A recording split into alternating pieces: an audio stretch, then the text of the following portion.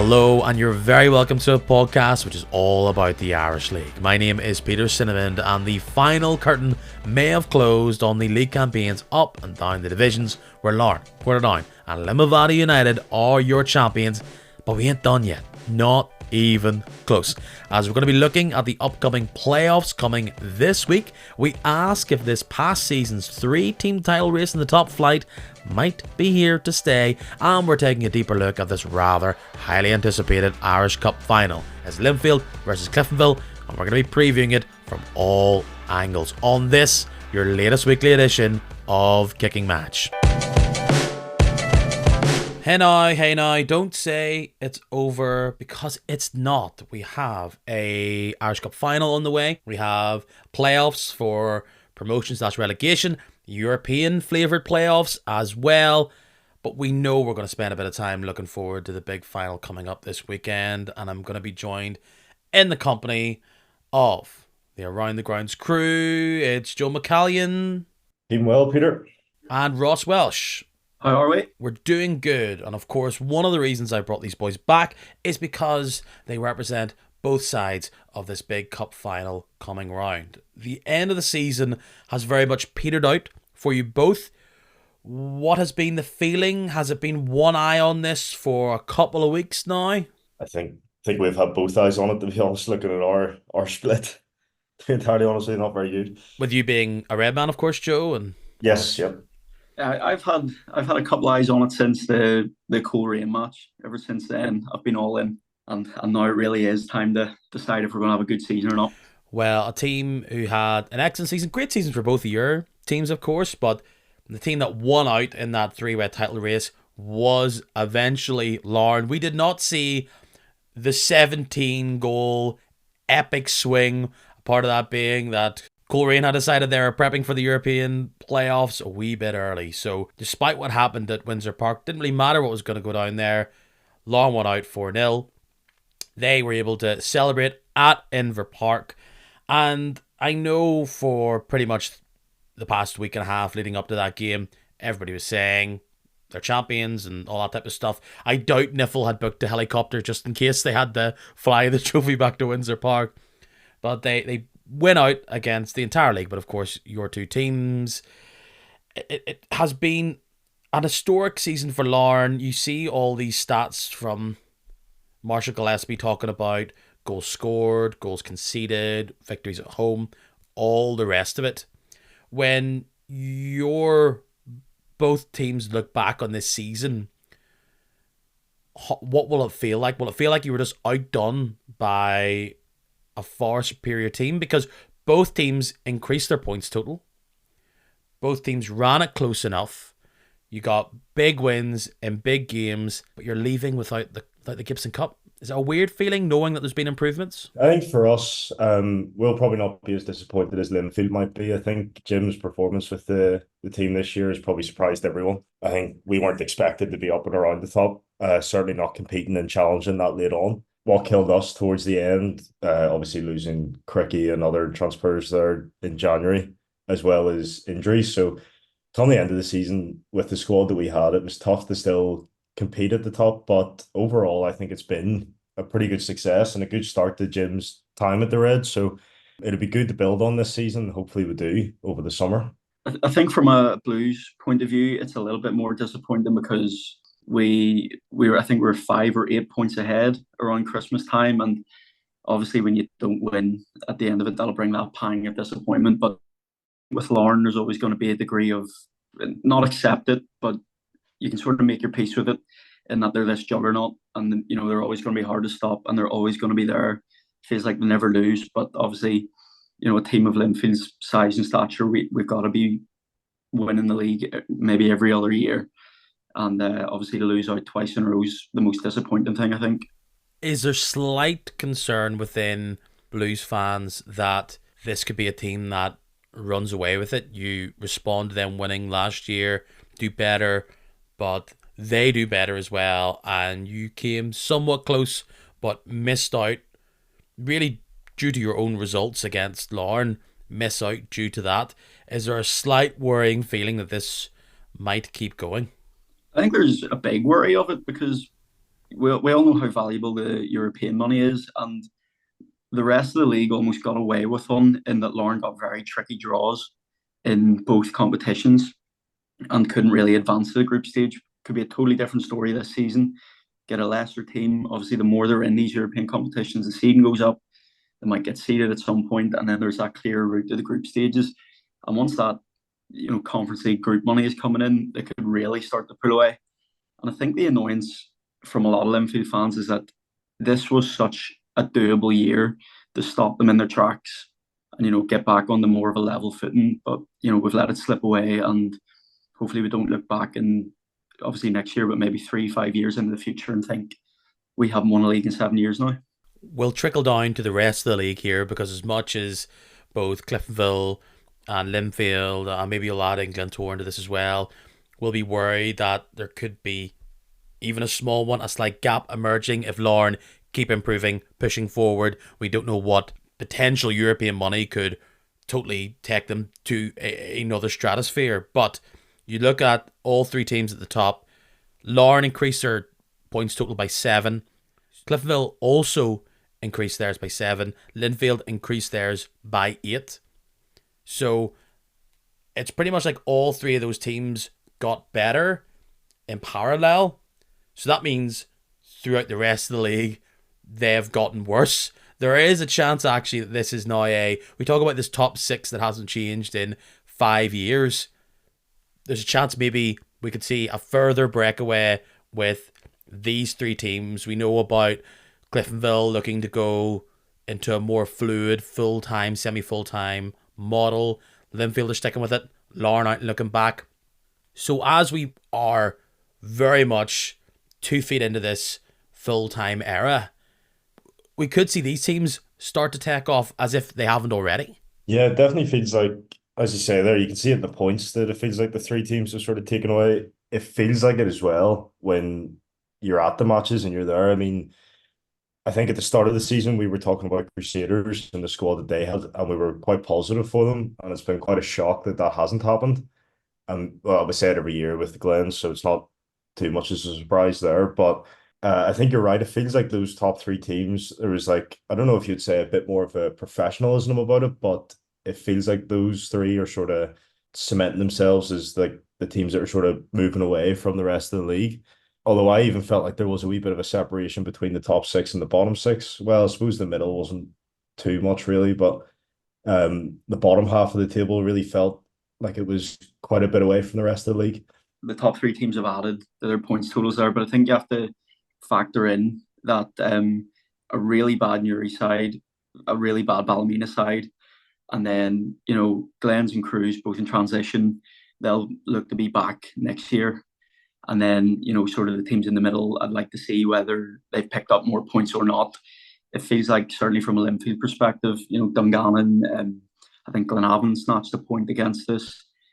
Dungannon got a fair few results, opening day of the season against Larne. So definitely, as teams push on, it's going to become a real dogfight to break into that top 3. It's funny to say about Newry there. They end the season on 17 points, equaling a all-time low if you're to kind of consider that Portadown, when they got points deducted a number of years ago, they technically ended on 13, but you add in the 12, they go up to 25 points earned. That kind of equals with the Swifts a couple of years ago, but they didn't go down due to COVID, so where was the energy there for them? So it's weird to look back at a 12-team league where there's teams finishing bottom with 35, 31, 34 points. Like, there has been times where 2 wins here or there, 23 points is kind of around that area where last is finishing. So yes, historically a very poor, worst team. But if you're going to look at turnarounds here, Larne look good going into next year. Linfield will be strong, no doubt. Cliftonville, this is a nice step up for them, and they'll want to keep this momentum going. In many ways, they've lost some of their key players, so they've somewhat taken the step back, kept going, and will no doubt improve in the summer. The teams below them, Crusaders, they've got a huge amount of work to do. Team in transition, both on and off the pitch, and maybe they'll find the signings or the players will develop and grow that will get them competing very quickly, but that doesn't seem to be the consensus feeling right now. Ditto for Glentoran. There's going to be lots of ins and outs there. No doubt they'll bring in players who are perhaps more experienced. But I also have a feeling that this is now a time to let the stew boil and try and season some of these more younger players as the backbone, and that does not happen overnight. So then you're looking at really Coleraine as the team who's had a decent enough end of the season, perhaps more draws than they would like, or at least more draws than what this whole great end of the season would suggest. You know, they're unbeaten, but they ultimately need to get wins next season to push on. If they are to break through into a similar points bracket as the top three, they're going to need to somehow change up by earning 30 more points. So as much as I think Coleraine are going to have a much different and a turnaround next year, 30 points, almost half their points total, almost their same points total again, going from 46. It's a lot of ground to be caught up on. And I think as much as I did not predict a good season for Cliftonville, I can't see them capitulating next year either, any of these three. No, I certainly hope not. The transfers out in January, Craigie Gallagher and Turner as well were both massive losses for us. And I'm impressed that we didn't completely derail our season from there, because it was clear that there was an effect on the squad. From that point on, they were two very key players to lose. So I'm happy that we stayed in and around. And I think you're right. I think we'll build on that. I think there's good young players, whether or not we'll hold on to them. Obviously, Ben Wilson wasn't quite the same since his injury, but I think if he gets going again next season, if he stays with us, he could be just as good as he was. Stephen Mallon as well, another young player, it'd be great to see come on. And well, there's plenty in there, Casey as well, and Kearney. So there's a lot of optimism, I think, for the Reds. So I think you're right. I don't see us dropping. When you're talking about the amount of points that the teams behind us need to build up, I can't see us dropping away that much. And as you say, they have a lot of work to do behind to catch up. And I think you're right about Lauren and Linfield as well, especially Lauren. I mean, like you can just see them going again next season and doing the same sort of thing. It's whether or not us behind them can catch up on them. I don't see them coming back to Yeah, us. you could see one of the three having a freak season and, being 20 points worse than they were this year. But you can't see all three of them capitulating like that, especially not this Lauren team. I don't think they have that in them. I think they'll be at the great transition for Lauren this year, but not a 30-point swing. So it's a massive task for anyone outside that top three to even think about mounting a challenge. It's a weird quirk. Lauren end on 90, Linfield on 85, Cliftonville on 75. I know the last few games you'd have different swings one way or the other. Didn't really matter, some of those results. Crusaders on 60. If Glentoran didn't win out on Saturday against the Crews in a dead rubber, they would be on 57 or 58. Then Coleraine on 46. You can see the trend here. There is like a different bracket. Each one, there was a significant gap going up the table. So I think a lot will change, but I think we will see a pack emerge quite early, and they'll progress on, and that's one thing looking out for is, will we see a kind of a fifth, sixth, fourth, and almost a mini, we used to talk about mini leagues in seasons gone by. That hasn't really emerged in the same way this year, but we could almost see the top six maybe run away with it next year, and this battle for seventh go on a lot earlier. One thing I also feel, I haven't got like the numbers to actually back it up, but January actually probably is later in the season than people realize. People think of this, January as, this is the halfway point and you've got the whole half season to go. A lot of the changes we saw at some teams, I'm thinking of Newry, some additions to Glenavon, they had an impact, but it felt as though they had like a 6-week window across maybe 5 league games where at that point their impact had come and gone. So that's one thing I'm thinking. I think it's going to be bigger now coming into the season in August, that if you're relying on big changes coming in January, they can come, but they're almost like helping to the final stretch. And it's a big extended stretch, let's be fair, but it's not exactly the same kind of, and we've got to do it all over again. There's much more going on post-January, and a lot of teams probably need to get their house in order earlier, knowing that they have a lot less runway to change course. Definitely, because if you think about it, teams are back in July. By the time you get to the January transfer window, you've 6 months of football in the rear view mirror.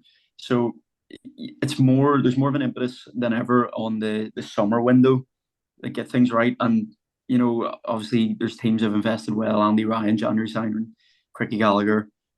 Maybe by teams I just mean Lauren. That boost isn't quite enough. It seems after January, and Glenavon as an example. If your season's gone by then, it's gone. You can have your wee dead cat bounce, but realistically, they didn't get anywhere where they maybe would have wanted to be this year. Let's talk about a game we were at because all the leagues wrapped up. Limavady, they're up into the championship. We're going to see Armagh against Dergview fight it out to see which one of those teams will play championship football next season. Knockbreda, after getting a stay of execution last season, they are now going to be playing PIL football next year. Then into the championship, it was a race that really excited every Irish League fan. Either you were someone that supported one of these teams or you were just fascinated by the twists and turns and the drama. And we got a little turn at the very final moment. Portadown, they've been partying all week, hosted Institute. Anna and Bangor fought it out just a mile or 2 miles down the road there on the Tandragee Road.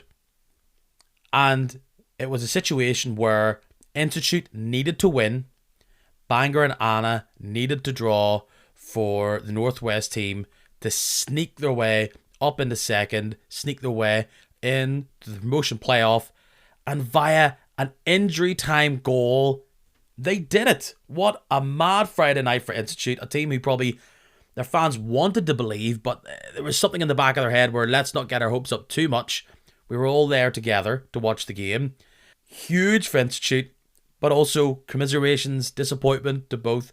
I don't know, Dundela wanted to win the league for the pride of it, but I'm sure both Bangor and Anna were looking at each other at the end of their draw thinking, we've kind of messed this up for the both of us here.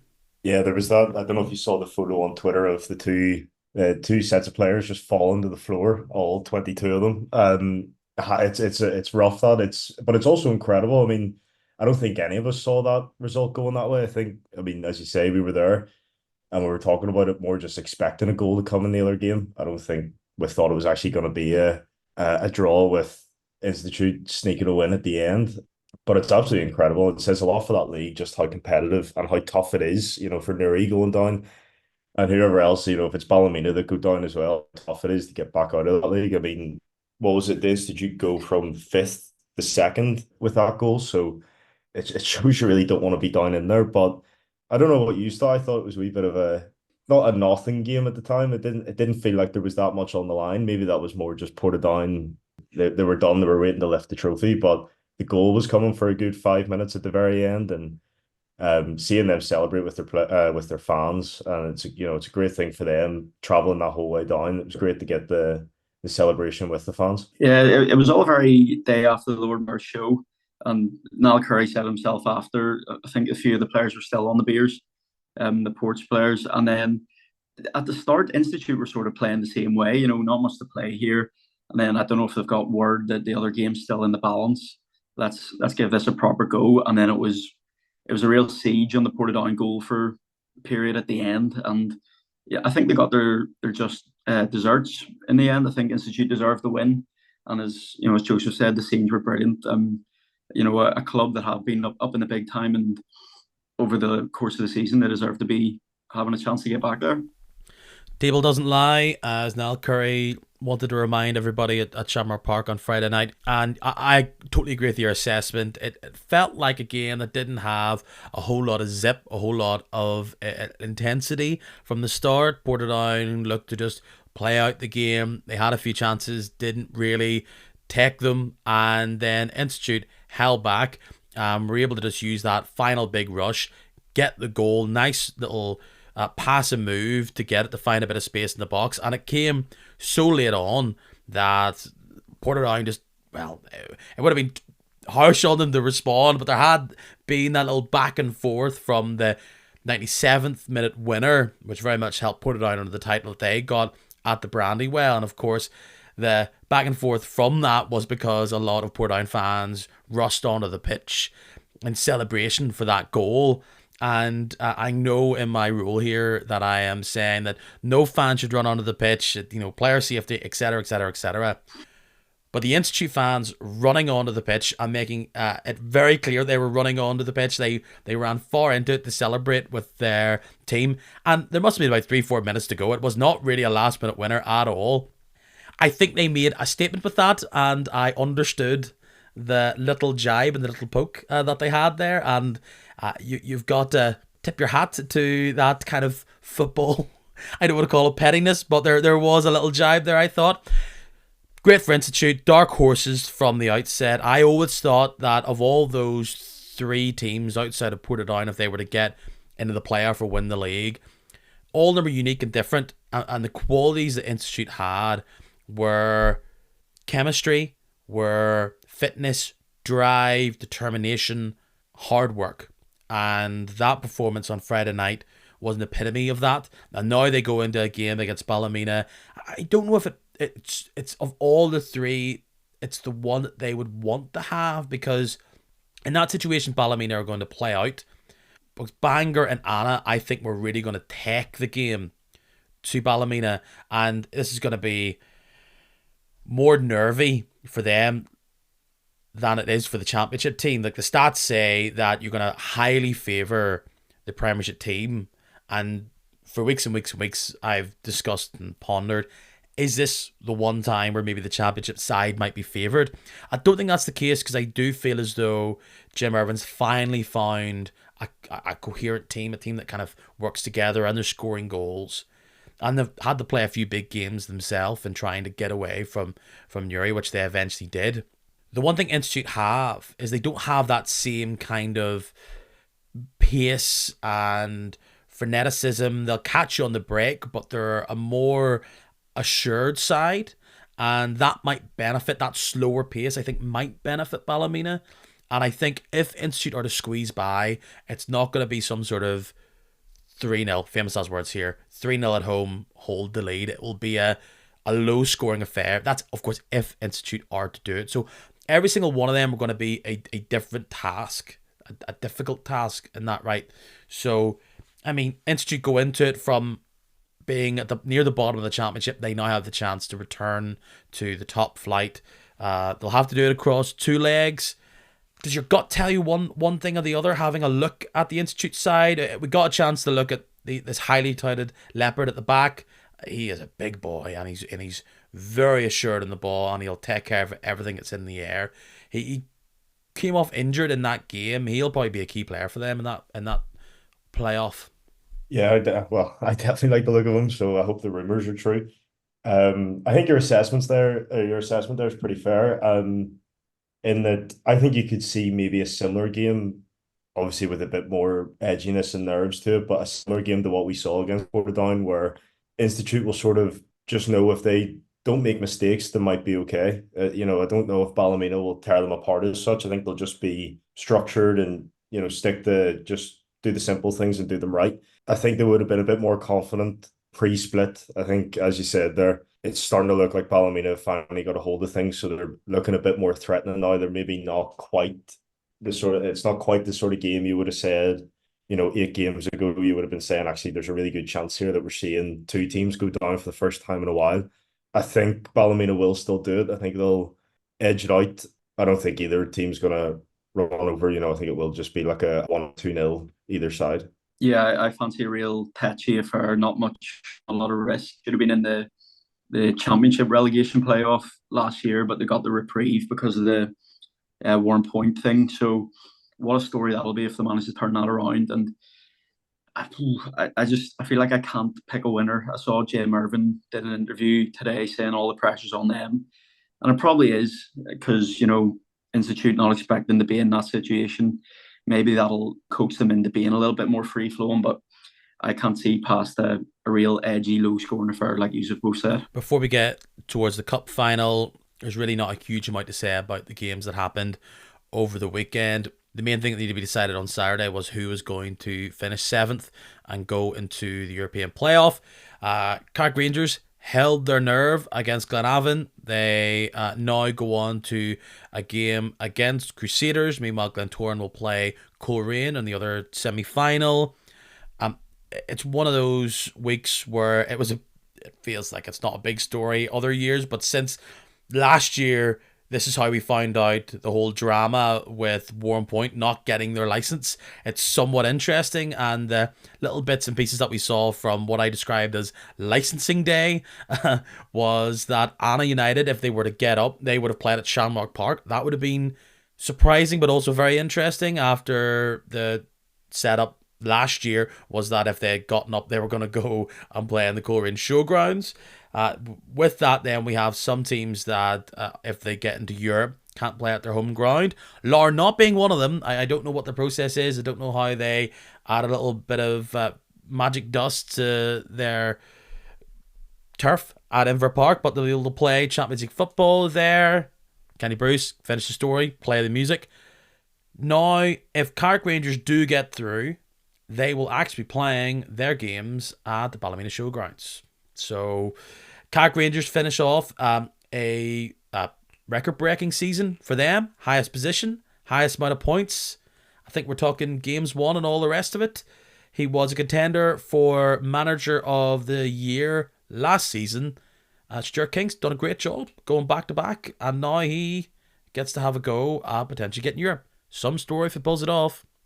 Yeah, some story indeed. He's had a great season. It was interesting throughout the season, the sort of three teams that are around there in Loughgall, Glenavon and Carrick. It was an interesting affair throughout the year, but the thing that sort of, I think, pulled Carrick away in the end was sort of scoring goals. I mean, Gibson was terrific throughout the whole season, so not that it was just him that pulled him through, but I think that was a key sort of aspect that really sets you apart in that sort of part of the table. So Sure King, he did great. In terms of getting Manager of the Year, it's always going to be tough going up against Tiernan, but it's something obviously with money coming in for them now. It's going to be really interesting to see what they do over the next couple of years and see if they can push on.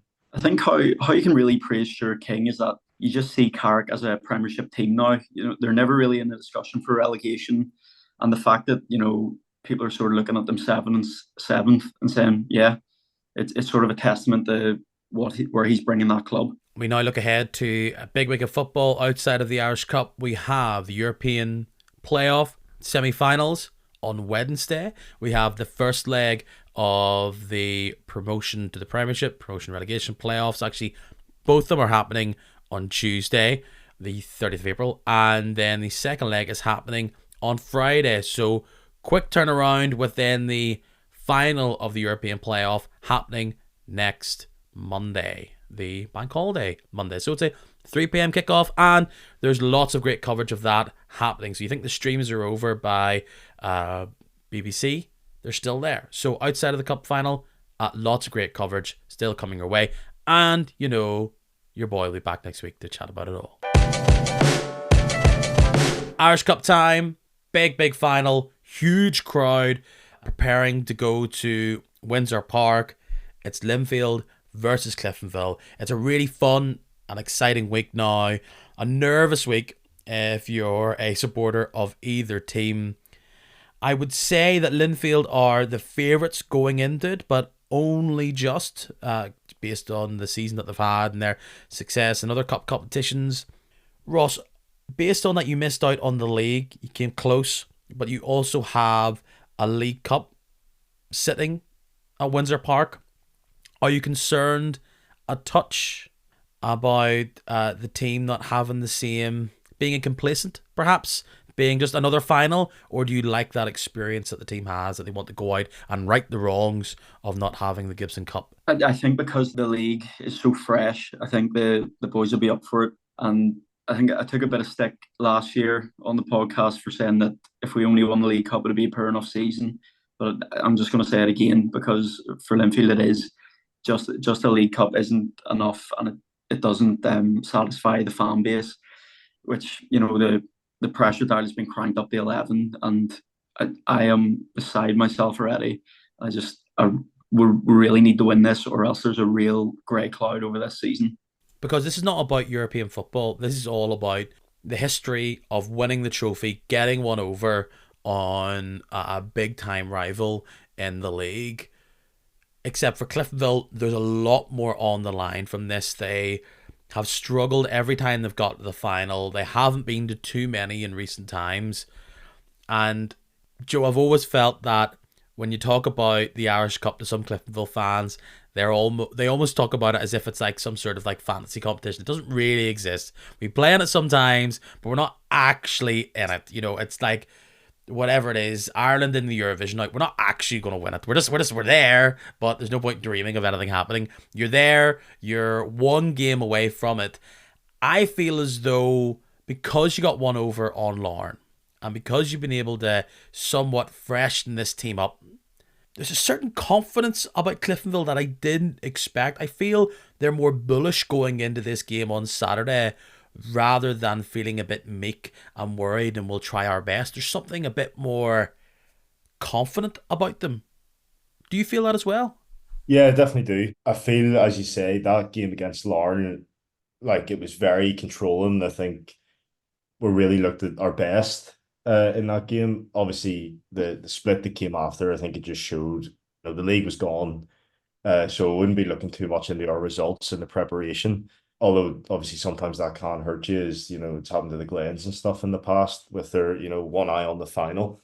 It's just that whole haven't won it in ages, and we've been in the final not too often, and every time we've been there since we've lost, and like there's that pressure for that, but there's also it kind of feels like that almost takes pressure away a wee tiny bit in a sense, as you say, we come away after going sure never win it anyway. Like it's the same story every time, every season. So uh I do feel like the pressure is more off us and more on Linfield, to be honest. Especially as Ross says, with the fan expectation for Linfield. Obviously for Cliftonville, now that we're there absolutely is the expectation to win, especially over Linfield. But it says a lot for Linfield's season if they don't win. So just to continue the Eurovision metaphor, are you saying c'est la vie? Shocking that. The one thing about the head to head recently, this year's slightly different. I mean, I felt as though anytime Cliftonville were prepared to take on Linfield, they were doing it on this wave of success. And then every single time this season, bar of course Saturday past, it's ended in defeat. In fact, the last time that Cliftonville actually did beat Linfield, you have to go all the way to last January at home. So is there a certain feeling from a Reds point of view that you haven't got one over on this team in a while? Yeah, it's a very worrying stat, that, and it's obviously something that on the the more positive side of things, well, I say positive, but in those games we weren't played off the park, we weren't sort of turned over. We were, in the first time we met them at Solitude this season, it was one mistake. It was a very tight game that we maybe I'm being biased, maybe should have won. It hit the post and the bar, and it came down to a mistake was the difference in that game. So it is a worrying stat, but it's also not. I'm not overly worried about it, especially because it's a cup final. It's the type of stat you hate to see. It's almost asking Cliftonville when it's like when you're watching the TV and it flashes up like goals from set pieces 0, and you just know, right, well they're gonna swing a corner and score here. Like it's tempting fate, and I just hate it. I think that all just adds into it, the fact that they haven't beat us all season, they haven't won the cup since 1979. I think it's making everything worse and more intense for me. Like it's more reason to not lose. One feather in the cap of Cliftonville, I feel as though, is that one, they beat Larne, and two, they did it at Windsor Park. I think that plays a role. Definitely, I agree, because very different from Solitude where we look so good. The one thing that would slightly worry me about that game against Larne is the way we sort of started it, and it's happened a couple of times at Windsor. We did it against Crusaders as well, a couple of years ago, where for some reason we start to go long ball and we start to try play it in behind, and it never really seems to work. And then eventually there's changes in the midfield and we start to become a bit more structured and start playing football. And then that's when we start to see ourselves sort of, well, it's what we play all the time, it's what we're used to. So I'm hoping that because of the pitch and the way we saw we ended up playing against Larne, that we don't start with this sort of long ball tactic that we've done a couple of times, which I think you just get tempted by with a bigger pitch. The game that we had against Larne, it was really good in the end, that second half especially. So fingers crossed that we'll come out the same way that we did that second half. Ross, you've got home advantage here, let's just say it. That plays into your hands. The other thing that might play into your hands is the fact that your team has had to keep playing hard games, high energy games, high pressure games, and this starting 11 has had to somewhat shine. And sometimes you want that going into a game like this. The Reds' approach has been a bit of the cotton wool approach. Linfield haven't been afforded that because they've wanted to go for the league.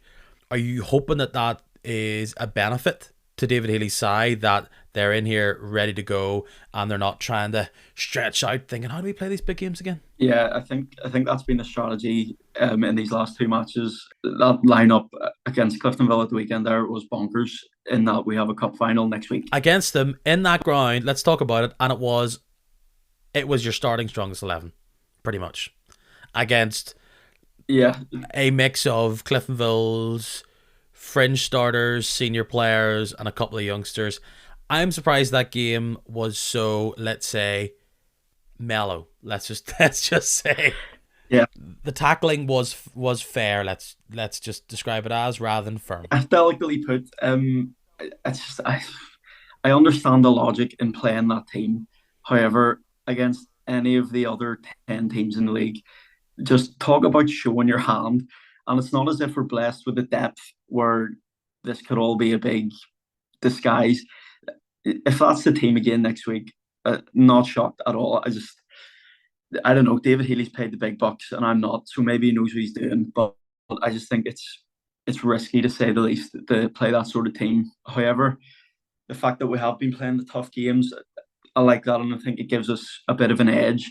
Even if you are going for the cotton wool approach, the hidings that Cliftonville took isn't going to do anything for morale, and not even hidings, throwing away the lead, the cool rain as well. So hopefully there's a bit of mental fragility there that's developed over the last few weeks. It's something that will go down as either a coy bit of management if Linfield win, or it will be the thing that is talked about time and time again in the summer if for some reason Linfield don't win. Like it's either going to be genius or question marks based on that team selection. The substitutes eventually came on at the hour mark. Plenty of young players on there. But really, for me, bar Ethan McGee, it looked like a really strong 11. Was a part of that a fitness thing? Was a part of that a team chemistry thing? Was a part of that just making sure you got the victory? They didn't. It was a 1-1 draw.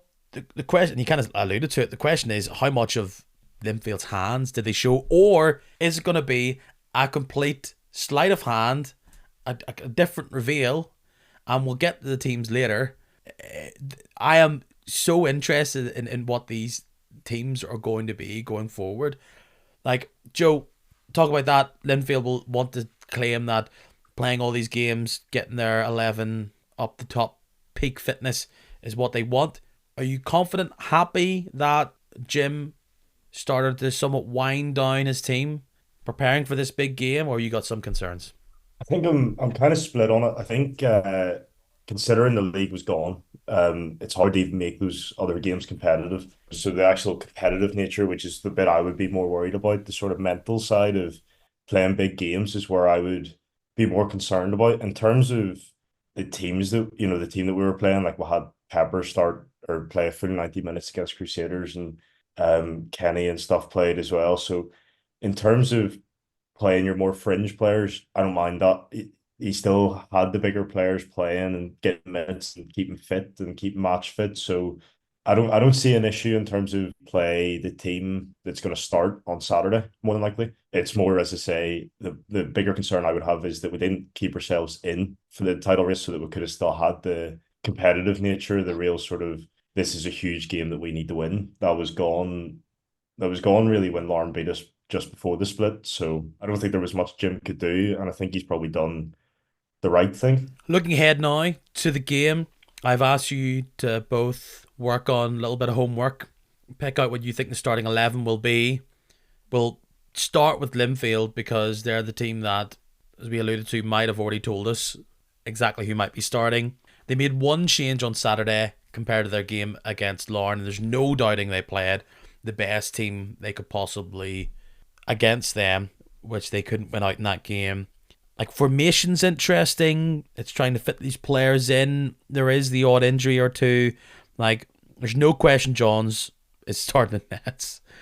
It's just shape-wise. Is this a three at the back for you? I thought about a three. In the end, I ended up with a four, but I wouldn't hold against you if you go for a three. It's just, where do you want to play Shields back there, or do you want him in midfield? I think that's what it boils down to. Well, what do you want to? Because the game against Cliftonville, it's three at the back. It's Finlayson, Hall, and Clark came in for McGee. He was out of the team completely. Then he had Miller and Cooper either side as these wing backs who were quite high up the pitch. Then you had Shields, McLean, McKee a bit kind of deeper in this number 10 kind of role, and then Fitzpatrick and Braden Graham off the back of the game against Monday. He played as well, which instantly when I saw that, I thought, oh my goodness, Braden Graham is probably playing in the cup final. This is not some sort of cameo against Larne, like a weapon to take on a certain weakness of Larne. There must be something David Haley thinks is going to work in these next big games. From what I saw on Saturday, I'm less positive that's going to happen at the end of 90 minutes now. So, four at the back, who have you got?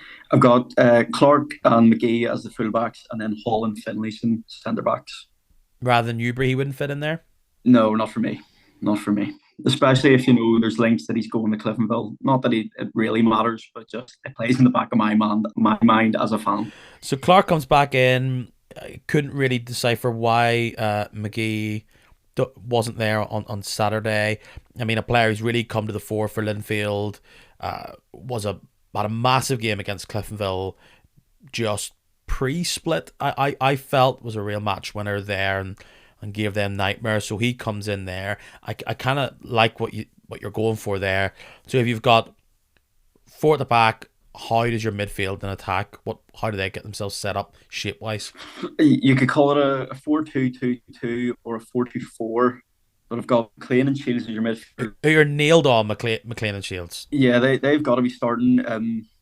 More that because we don't have any other centre midfielders. If you want to put Shields in their back three, then you really need to do a good bit of rearranging because then there are no other midfielders. So I think you've got them two in there as a necessity. I've then went Miller and Cooper out wide and advanced. I don't want any defending out of them. I hate them both at wing back. It limits them so much. I think you got to have them up high and wide. And then the front two, I've went Graham and Fitzpatrick, but it's two of them and McKee. I can make my peace with any of that. Yeah, I didn't particularly love Cooper and Miller. I must say, in those wing back positions, I felt as though they were just starting from such a far end of the pitch. It just gave them too much work to do. I know Miller likes to get the ball and he can really work it from the back into midfield, but I definitely think Miller you're playing to his strengths when you're playing the ball to him and he's already going through the gears from a speed point of view. He doesn't have, at least for me, the kind of explosion where if the ball's at his feet that he can just drop the shoulder and beat a man. I think that's not really in his skill set right now. My goodness, can he whip a ball from deep?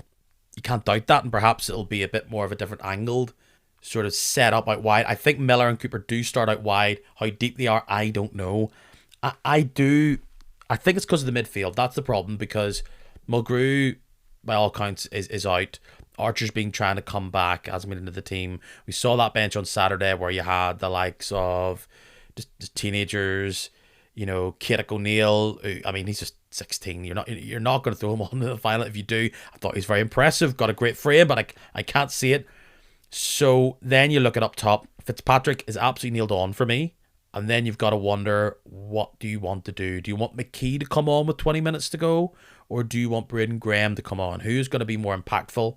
I thought the Cliftonville backline really did a number on Graham. I know he hasn't got the largest frame to begin with, but I think he was kind of bullied out of the game.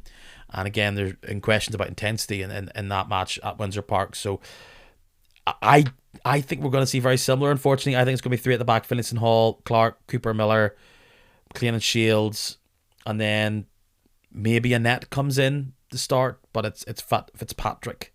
I know what you're going for, and it's probably 50-50 for me which way it's going to be. I think Finlayson's nailed on: Miller, Cooper, John, Shields, McLean, Fitzpatrick, one way or the other. Joe, would you prefer them to play a three at the back? If I recall, Linfield played three at the back against Cliftonville Solitude, and it worked a treat.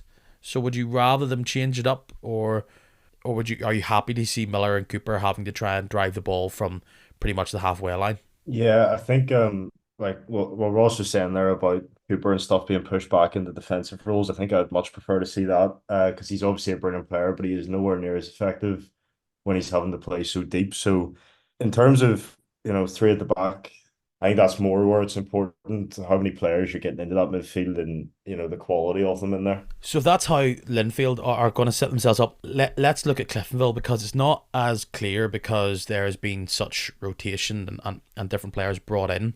Otomosu was brought back into the team on Saturday. I don't think that's a sign that he isn't playing. He was very much dropped in my eyes to either avoid injury or because of the 8-1 against Larne.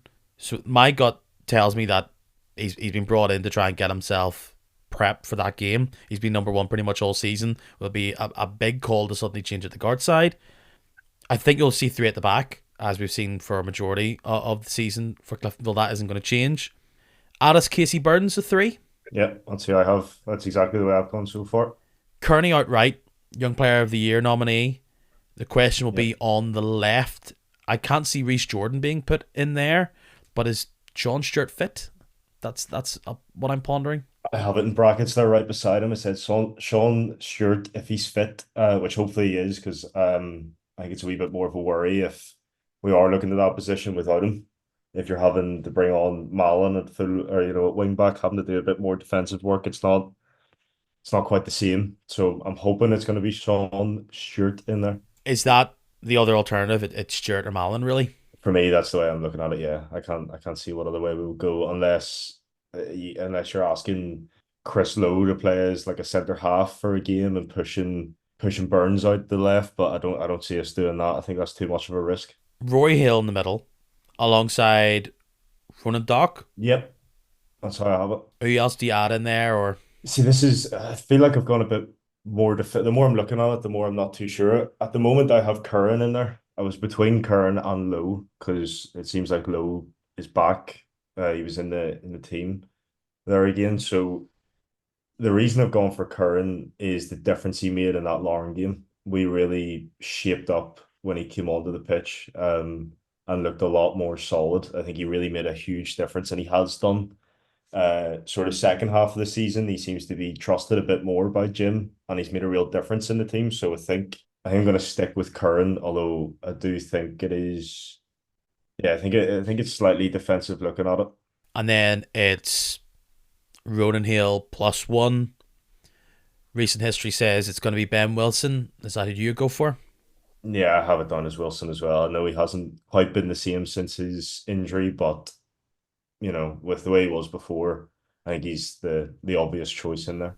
The alternative is Gormley, but again, Gormley hasn't had many starts this year, and he's been more effective, or at least has been deployed more from the bench. Another name who I do not think will start, but did come in to have a little bit of a role on Saturday and could play a big role this Saturday, Sam Ashford. You've really missed him, I feel. He's been a big miss, but I think both of those players that you've named, as you say, are far more effective off the bench than they are starting. I think starting, when you're starting, then you're looking to bring someone like Wilson on. Potentially, I don't think it makes the same impact as the other way around. I think Joe Gormley made a pretty big difference against Larne as well, although his age seems to finally be catching up with him a wee tiny bit in terms of when we're playing balls in behind. But he makes a big difference dropping deep and winning the ball and playing passes. So I think he's much more effective off the bench. Underrated recently as someone, particularly on in games, who can just capture the ball at his feet and hold it up to try and play other players in. Probably just doesn't have the same ability turn a defender or steal that yard to whip in a shot or a ball. But big time games, someone who's been there, done that. I mean, you're blessed to have someone like that on there. When it comes to the flow of the game, I think the last time we saw these two play, it was very much Linfield trying to nullify Cliftonville and force them to make mistakes. I just don't see that being the same way, mainly because that's exactly what Cliftonville did to Larne in the semi-final. So both teams, I think, will pass it around the back, try and play a few balls out. I think it'll be a really slow start to the final. Might be a pretty boring first half. Set pieces will be key. I think Cliftonville are far dangerous from the set piece than Linfield are. Similar to that semi-final, you can see that Cliftonville will want to try and do exactly what they did. Steal a little header from Addis, get that goal and try and hold on to it. I think an early goal for Cliftonville probably benefits them more than Linfield, because we've seen before that Linfield have ran out of gas, particularly late on in games. I don't need to remind them what happened against Coleraine and others. So I don't think they want to see Ashford and Gormley and Mallon being thrown on with 10 minutes to go with only one goal the difference, and Shields and McLean looking at you to going, we can't run and chase these runners anymore, you know. So Linfield will probably want to take the lead and turn the screw. Again, super similar to that Solitude game. But in turn, we've seen how Cooper, Miller, McGee, they can counter. They only need that bit of space, the ball over to fire on the thrusters and go. It's probably more even than more people expect. I don't think anybody's looking at a key favourite, but this is going to be such the on-the-day kind of final for me. Yeah, all about who turns up on the day, as cliche as it is. I think number one on the game plan for Linfield is sort of taming that Cliftonville crowd at the start, because they were feral against Larne, and I think Larne felt it, and you know that's one of the worst Larne performances you'll see. So I think definitely just keep it calm, knock it about at the back for a bit, and then ease our way into the game. But an early goal for either side, and the cat is just right amongst the pigeons. I don't see there being an early goal, in a sense of I see both teams being very switched on for the first 25, 30 minutes at least. I could see it being similar to the game at Solitude, a mistake that lets one of the teams in, maybe towards the end of the first half or early in the second half. But I can't see it being like a run, like either team running away with it. I'm hoping we can do it. Obviously, I'm seeing maybe like a 1-0 with like a late sort of goal just added on, like right at the end, similar to the Larne one, or similar to what could have been with Larne. Sorry, with the chance that Gormley and Hale both had at the end, could have made it a lot worse. I could see us taking those chances maybe in the final against Linfield, but up until that point, almost as you say, a bit boring, a few jabs at each other, and maybe a set piece being the difference or a mistake. Keys to victory here, boys, for both teams. Who, if I was to tell you who was your best player on the day, and that would make you feel very confident that you've won this game, who is it? I think for Linfield, Miller's performance will probably be the biggest difference maker. If he is the standout player, things have went very, very well for Linfield. I think Miller is a bit of a litmus test, and I also think if Fitzpatrick has a good game, then I think that's a big bonus. And by good game, I don't just mean scoring. I think if he can link up and bring that other striker into play and the two wide men, and if Cliftonville are having their problems at left back, if he can bring the right winger into play, I think we could have a good bit of joy if he plays well. Joe, if you could give a Super Mario Brothers star to one of the players to give them that wee zip to their game, who would you give it to? Who are you giving the special sauce to pre-kickoff to try and help them play their best game of their life? I think Rory Hale's probably one of the more obvious ones, but I think an even more important player would maybe be Addis on the day. I agree. How commanding he is, and how, if we're defensively strong and the way he brings it out from the back, I think he's absolutely key and vital for us. So what's your guts telling you? I know you're probably sitting there going, oh, it's probably the other team where I think we'll nick it. My gut tells me that I think it probably will be 0-0. I think there'll be a goal quite close to half time, either side. I think it will come off the back of half time within the first 10 minutes. And then I think there'll be a second goal with maybe 7, 8, 10 minutes to go. And whoever gets that will win out. I think it will either be 2-0 or I think it will be a 2-1 victory via extra time. That's what my gut tells me. And that first goal will obviously give that team the chance to control the game. But I think whoever is the team that then has to chase the game, I think they'll do that and do that. And either they'll get the goal and take the momentum into extra time to win out, or I think the other team will catch them on the counter. Is there any other kind of scenarios where you think it's going to play out on Saturday? I think I could see it whoever gets the first goal, I could see going on to win just because both teams are so good at going on the counter. And in a cup final, obviously, if you're 1-0 down, you're having to go for it. I think both Linfield and Cliftonville are very dangerous on the counter. So I think that first goal is absolutely vital. I think I can see a 0-0 after 90 and then a 2-0 either way, an early one and then a dagger late on. And just the thought of that is just killing me already. Anything but penalties. I can't even imagine penalties. Does that sound daft? I just cannot even consider that. I can't picture it. It just would be so weird and bizarre, and I almost just want to see this won through open play, you know. So with that being said, like you've got to give it up. Like to have 6 figures of people turning up into that game, atmosphere's going to be electric. Do we know if the Reds are going to wear their brand new kit? Don't know if it's been confirmed yet, but I hope so because it looks lovely. It does look lovely. Perfect amount of red. Really reminds me of that Chris Scannell kind of era of the mid 2000s. Pretty much the last time they were with O'Neill's. But nope, looks great. I imagine.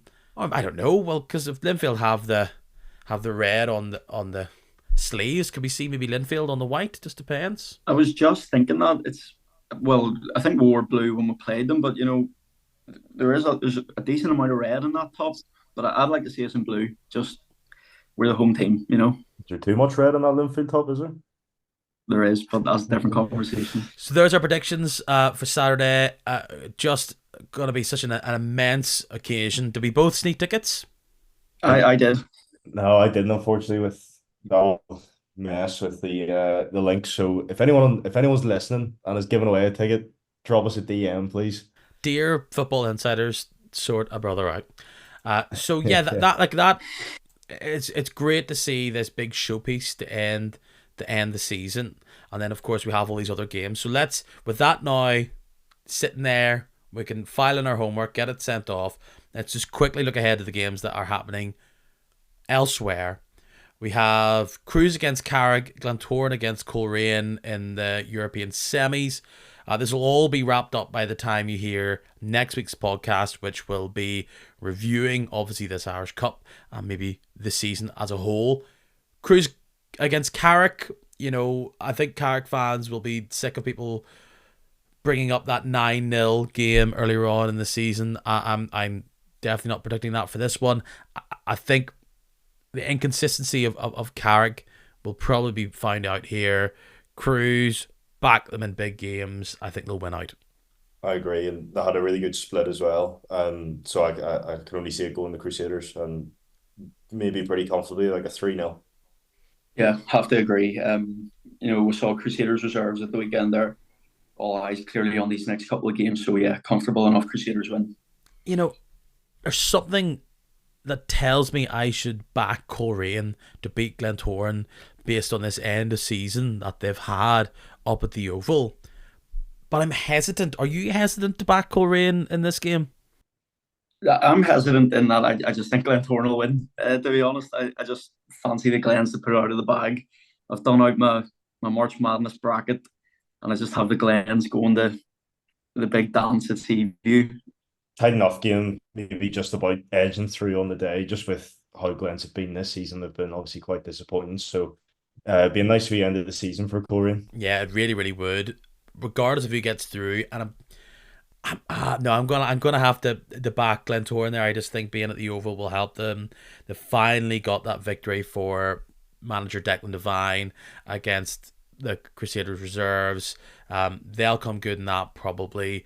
And then Crews, Glentoran. Are we wrong to then write off the Glens again? I really like the Cruise for that one.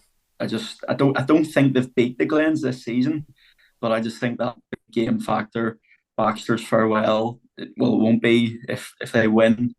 Do you want Stephen to stay over for a little bit longer and go on and win this game, and you'll get a few more games out of him? Yeah, I agree. I can only see Crusaders winning that one, to be honest. Well, I can see it. Yeah, I can only see Crusaders winning that one. I was going to change my mind, but no, Crusaders to win. I think they will as well. They'll have all the big guns ready and locked and loaded. It does concern me their record against Glentoran, but I just haven't seen that spark. It probably gives Glentoran a tiny bit of a boost that they were able to, with some of their reserve players, like some McLaughlin up there, play so well against the Crews. No matter what team you've got, maybe that's what Healy tried to do against Cliftonville on Saturday, but it'll be a tight affair no matter what, because it's a one-off game, and it is interesting that pretty much it will somewhat end in tears for Baxter there, or it will keep going, We'll quickly touch upon it then to wrap up here. Institute Ballymena, what a shock it would be for the Stute to do it, but I think across two games, despite a very, very poor season for Ballymena, I'm very surprised to say this because I think weeks ago I would have backed whatever the championship side is. I think Ballymena are going to win out over two games, and I think it's just because of that home advantage in the second game. I expect it to be 0-0, and then I expect it to be 2-1. Yeah, I agree. I think Ballymena will stay up. They seem to find their team there towards the end. So I think it'll be a decent enough game, but Ballymena win. Yeah, Institute 1-0 at home, Ballymena 2-0 at home. I think they'll just about have enough in the end. So there we are. We had a nice little podcast today. We had a little bit of fun gallivanting to Portadown to see them lift the trophy with a mad amount of fire and flames and pyros, both Niffle sponsored and elsewhere. One of the things about being there, you just notice how much that support at Portadown has grown. Particularly from the times I've been there reporting it. It's winning is an addictive feeling, and clearly the fans have got behind this. A lot of young fans in particular, so they'll play a bigger role in this season, despite them getting a fair bit of shine towards the end of the season. They'll be back, and it'll be interesting to see. We've seen fan bases grow across the league when it comes to attendances, and they'll want to push on. We will no doubt talk about this over the summer, and particularly next year. I think they've got a lot of work to do from a team building point of view, but from a fan's point of view, I don't always believe in this kind of the league needs a great Glentoran, or that Irish League should have a Ballymena or a Portadown fan bases and all the rest of it. That's why we play the league. It's not a supporter count, and whoever has the most tickets wins. That's why we love football. So look, if you don't deliver on the pitch, it don't matter how many supporting you. However, I think they'll add a bit of colour and a bit of zest to the league next year, and it will just be weirdly. It'll be like a little extra, like repainting your bedroom. It's familiar, but it feels fresh. Yeah, I think Glenavon fans will be loving it more than anyone. They get a proper Boxing Day again, and they didn't love it this year. Well, their record against the Ports, I think the Ports have went a long, long time without a Boxing Day win. So, I'm sure they'll enjoy it. But yeah, it's as cliche as it is. It's good to have the Ports back. It's a big, big club. Jack will love to hear me say that. But based off this year, they do deserve to be back in the league.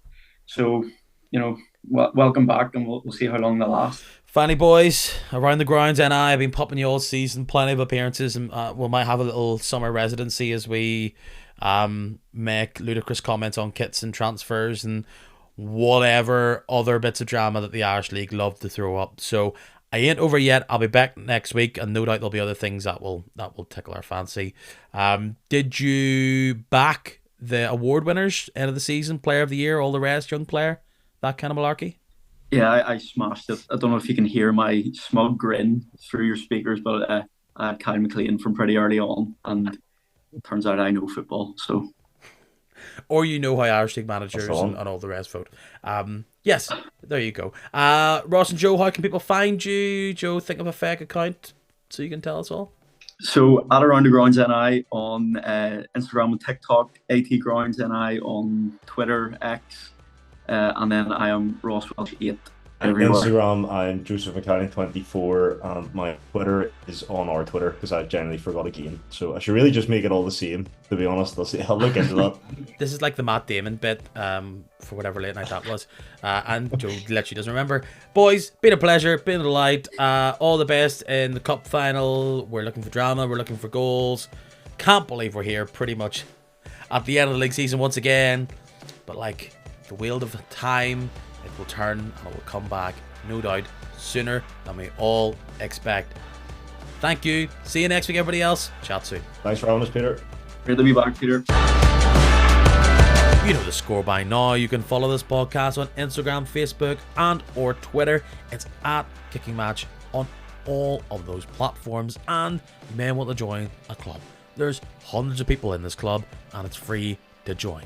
That's what they call a hook, ladies and gentlemen. It is, of course, a club which is unofficial, has no card-carrying members per se. It is the followers. It is the subscribers to the podcast on whatever your platform may be. May it be Spotify, Apple Podcasts. If you just go to the homepage of the Kicking Match page on your preferred platform, go click a wheel, click a button. You can either hit follow or subscribe. It's totally free, as I said, and it means you get the most up-to-date notification of when I drop one of these pods. I'm hoping that I'm gonna keep it weekly for a while, as long as the news and the fun and the crack keeps coming, and it should, because we've got an Irish Cup final to talk about next week and a few other fun things along the way. If you listened to the podcast last year, you might know what episode's coming next, and it should be a doozy. Looking forward to looking back on this season. Thanks for joining me for most of it. If you've been about, until next time, which is next week, cheerio, and I'll see you soon.